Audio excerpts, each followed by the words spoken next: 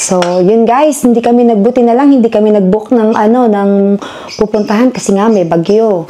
Alam nyo kanina, pagising pa lang ni Adrian, pagising pa lang niya, pupungkas may mata niya, sabi niya, babe, I want pandesal. Can you ask someone to get the pandesal?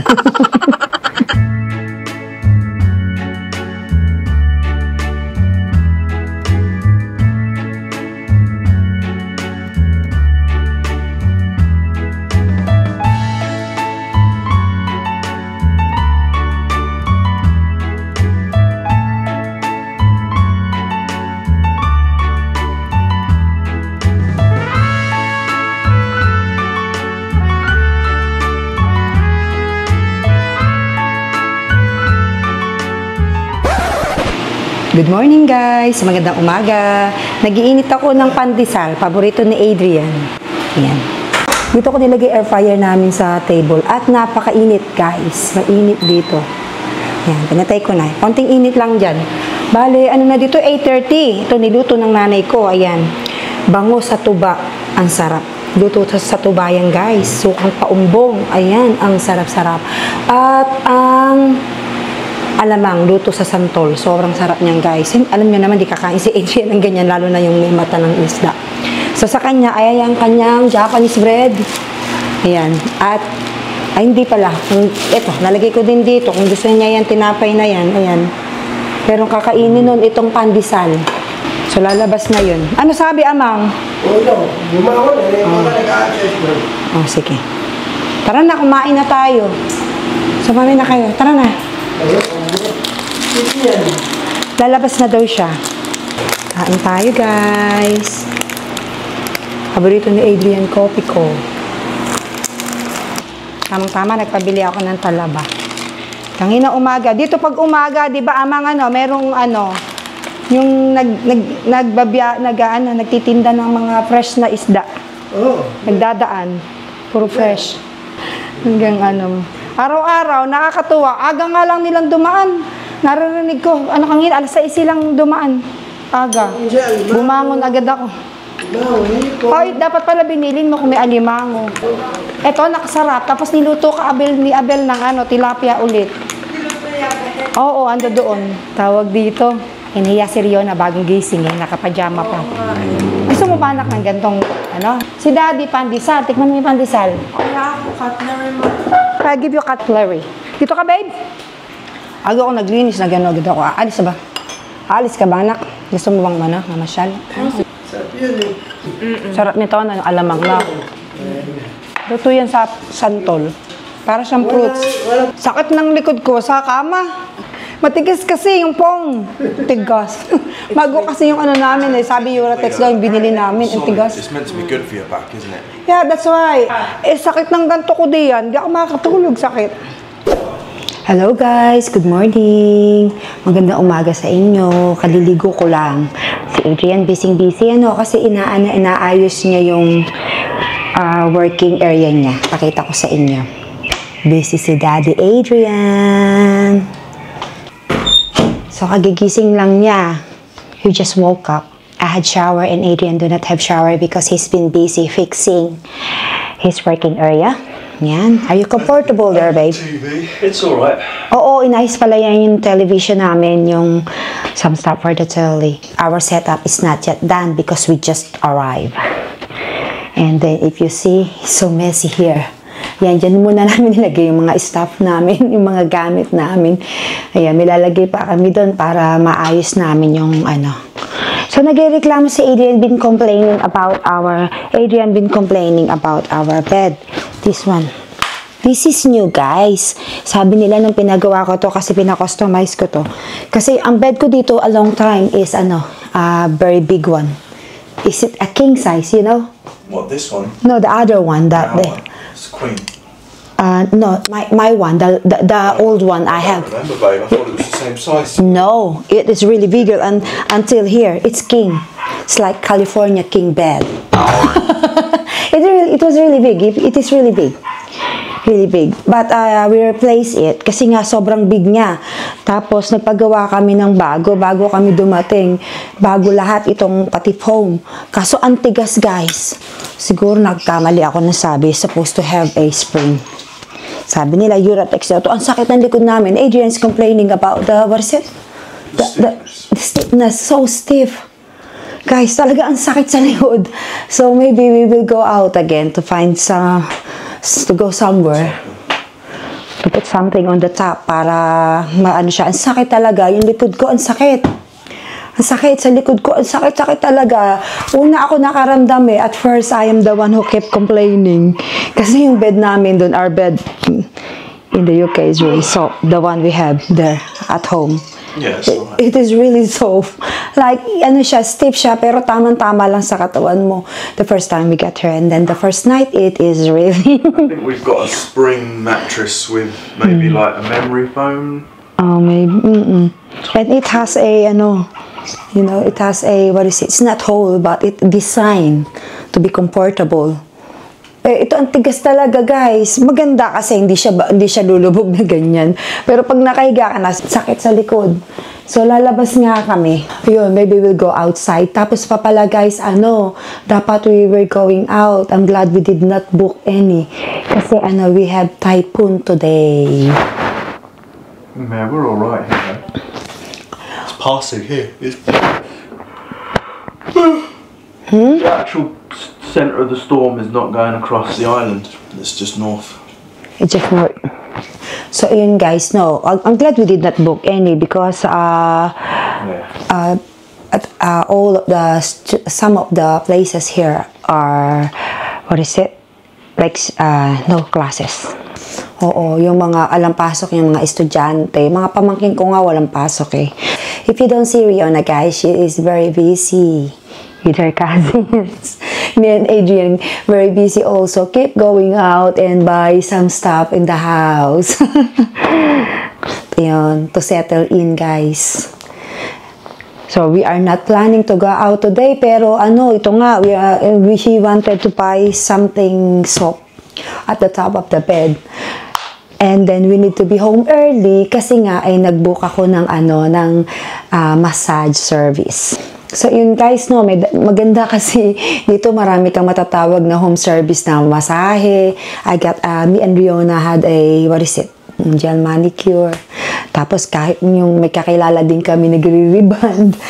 Hindi pa kami nakakapagpa-reband ni Riona kasi may bala kaming maligo mag-swimming. Eh sayang naman. Kaya hintayin namin matapos yung swimming bago kami magpa-reband. Today is not to one because may bagyo nga. Adrian, I'm hungry now. My sister cooked, nice food. You know what, guys? My sisters always cook for us. Always cook for me. I'm so lucky, babe. So, yun nga, nakakatawa yung mga kapatid ko. Yung ate ko, laging luto ng luto. Sa umaga pa lang, maglilinis na dyan. Nanay ko, ate ko. Tapos si Istong naman yung kapatid kong bunso. Yun naman, tagahatid namin kung saan kami pupunta ni Adrian. Hinahatid kami. Tapos yung isang ate ko din, nung malapit doon, yun, nagpapadala ng ulam, nagluluto din. Kaya spoiled kami. So, yun guys, hindi kami nag-book ng ng pupuntahan kasi nga may bagyo. So, hindi pa namin alam. Maybe this coming days, we will go out somewhere para we will have loads of time anyway. So, yun guys, kakain kami. We're going to have lunch. Alam nyo kanina, pagising pa lang ni Adrian, Adrian is not fully awake. And then when he wake up, tells me like, I want pandesal. Can you ask someone to get... I wanted it yesterday and you said it was too late. Yeah, late kasi kami nagising yesterday. Sobrang late. Eh, gusto niya pandesal dito sa amin. Sarap na sarap siya. Ang dami niya nakakain. Very nice bread. Very nice pandesal. Pagising pa lang niya, pupungkas may mata niya. Sabi niya, babe, I want pandesal. Can you ask someone to get the pandesal? Pandesal, baby.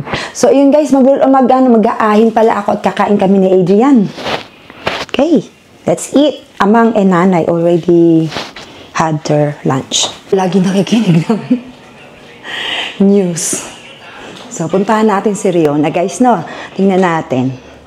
Medyo magulo dito kasi may mga gamit kami hindi pa nakaayos. Ay, ito pala ang aking pamangkin. Hinihintay si Riona. Buti naman. At nang may kasama siya.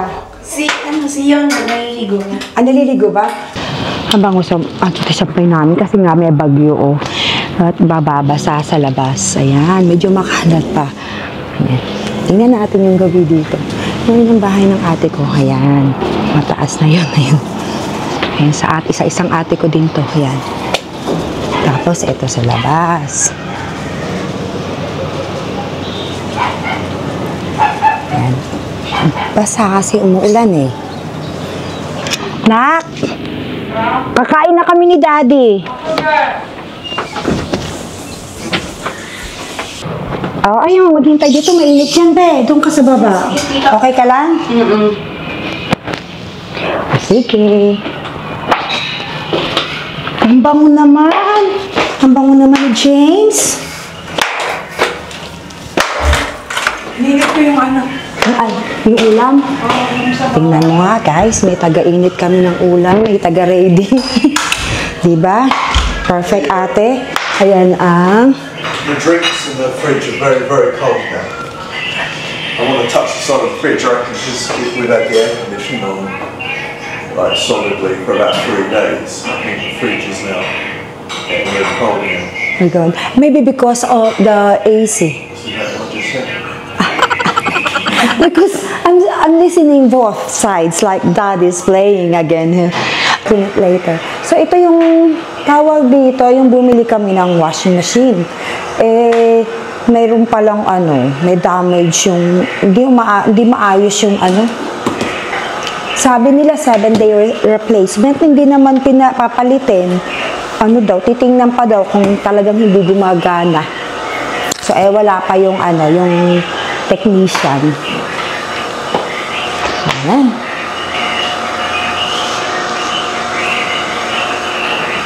It's nice to be home.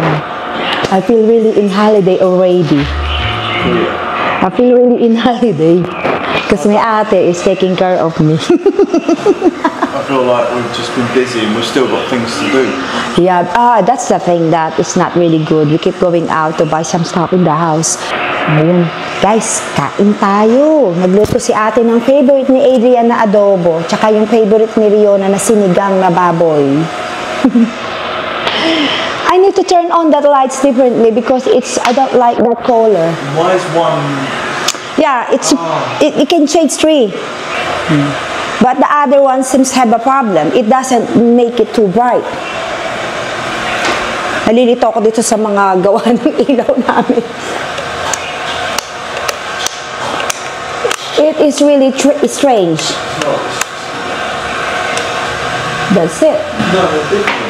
Wow! Ayan. Nice adobo! Ang ingay na naman ng aming ang tangke ng tubig namin maingay. Kain tayo, guys. May mga dito, kasi nga umuulan. Tsaka siguro sa prutas nilalangaw. Ay, nakakainis yung langaw. Asan yung kutsilyo mo?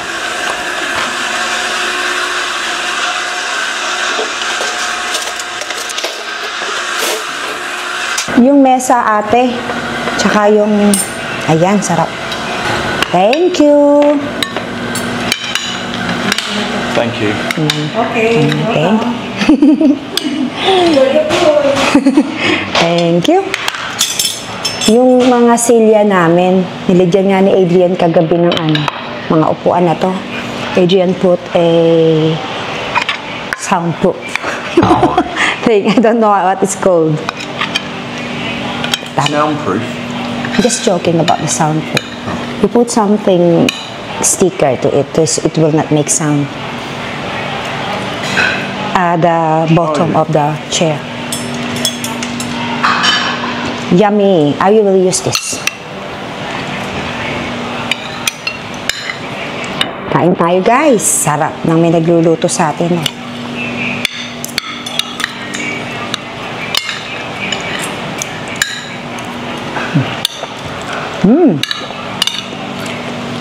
Yummy.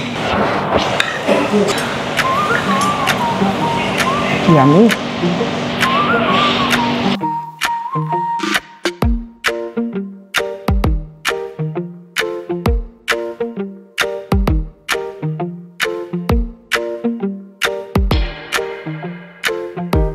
So, ayan pa guys, yummy ng sinigang.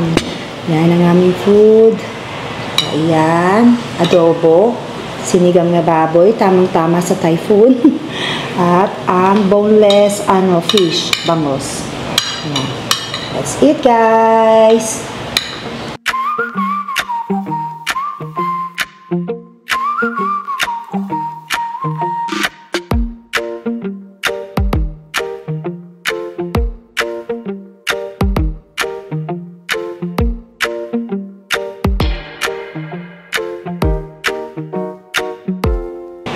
It's really nice. Very nice. Very nice daw, sabi ni Adrian, ate. Very nice daw, sabi ni Adrian. Delicious. Delicious daw. Because she used sukang paumbong. Thank you. Okay.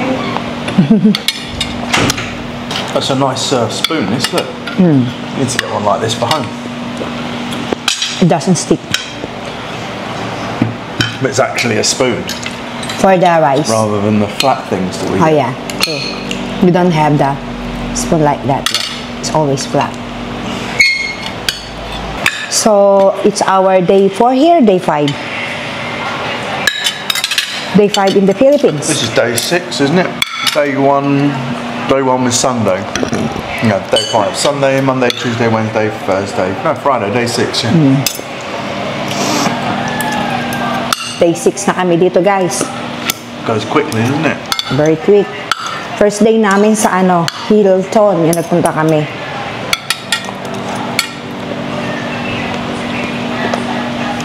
So we should go to Intramuros soon. But it's raining. It's a typhoon after that. Wow. Wow! It's made in coconut.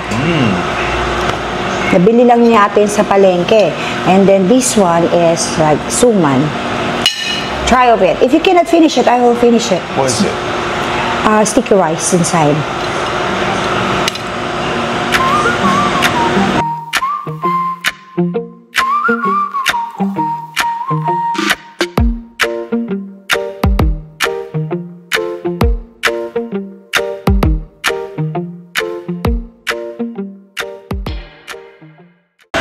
It's just sweet and coconut. I like it. It needs to be, if I reheat it in microwave, it's nice because it will get melt, this one. Nice. I put in the fridge, that's why it became like that. But this one, maybe you don't like this one.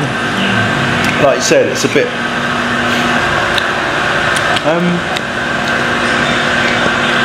it's a bit smoky, a bit too smoky. Masarap. Sa totoo lang, hindi niya lang type, pero masarap. Talagang lasa mo na banana leaves. Actually, eating on its own, or maybe a little bit fry and it's nice. But I used to eat it with a garbanzos na matamis. Sarap. Sarap to sa kape o sa tsaa. Okay? You going shower now? Please ba? I will... This is nice. Gusto daw niya to. Nakalimutan ko na itawag dito eh. Para siyang hindi naman latik yung nasa ibabaw niya. Coconut na malagkit. So maybe if it's not raining tonight, we can go into the Malolos market or something. So guys, magkakaraoke kami ni Adrian. Total bumabagyo din lang naman. Hindi pa nga bumabalik yung boses ko eh. Yan. Siya nagkabit niyan, si Adrian. Katulong niya yung bayaw ko. Tsaka yung tito ko. Is that right? Yeah, it's rain.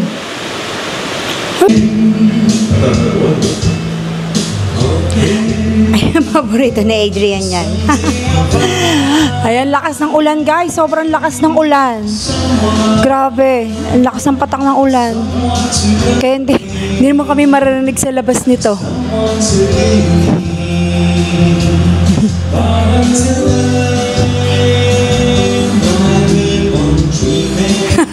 Sasayaw pa.